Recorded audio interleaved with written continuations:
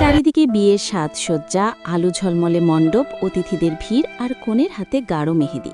সবাই অপেক্ষা করছে জীবনের সবচেয়ে আনন্দের মুহূর্তটির জন্য। ঠিক তখনই হঠাৎ করে বিয়ের আসরে ঢুকে পড়ে পুলিশের একটি দল। বিয়ের পিঁড়িতে বসার আগেই পুলিশ গ্রেপ্তার করে বরকে। সবার সামনে হাত কড়া পরিয়ে নিয়ে যাওয়া হয় তাকে। হতবাক হয়ে তাকিয়ে থাকে অতিথিরা। কেউ কিছু বুঝে উঠতে পারছিল না কি ঘটছে। বিয়ের আনন্দ মুহূর্তেই বদলে যায় উত্তেজনা আর আতঙ্কে। কিন্তু এই গল্পের সবচেয়ে আবেগঘন অংশটা ঘটে কয়েক ঘণ্টা পর। হাতে মেহেদি, মুখে হলুদের রং নিয়ে থানায় হাজির হন কনে সীমা। চোখে পানি নিয়ে তিনি পুলিশ কর্মকর্তাদের বলেন, আমার জীবন নষ্ট হয়ে যাবে। তিনি কি অপরাধ করেছেন আমি জানতাম না। বাড়িতে অতিথিরা অপেক্ষা করছেন, সব আয়োজন শেষ।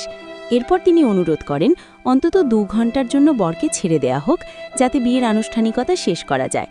পুলিশ যখন সেই অনুরোধক ফিরিয়ে দেয়, তখন সীমা আর একটি অবাক করা প্রস্তাব দেন।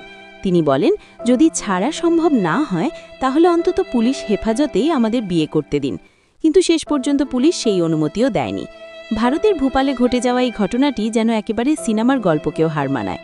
গ্রেপ্তার হওয়া সেই বর হলেন আকাশ নীলকান্ত, যিনি স্থানীয়ভাবে ভুরা নামে পরিচিত। পুলিশের দাবি তিনি ভোপালের বিখ্যাত ইল্লিগাল গ্যাংয়ের নেতা। তার বিরুদ্ধে রয়েছে 31টি মামলা, যার মধ্যে হত্যার মতো গুরুতর অভিযোগও আছে। পুলিশ জানিয়েছে 2018 সাল থেকে সক্রিয় ইল্লিগাল গ্যাং ভোপালের একটি বড় অপরাধ চক্র। সম্প্রতি এক পুরোহিতকে অপহরণ করে 8 লাখ রুপি মুক্তিগণ দাবির মামলা তদন্ত করতে গিয়েই এই গ্রেপ্তার অভিযান চালানো হয়। সবচেয়ে অবাক করা বিষয়, কনে সীমা আর আকাশের সম্পর্ক ছিল প্রায় 6 বছরের। এভাবেই একজন গ্যাংস্টারের প্রেমের গল্প শেষ হলো বিয়ের মণ্ডপে নয়, থানার দরজায়।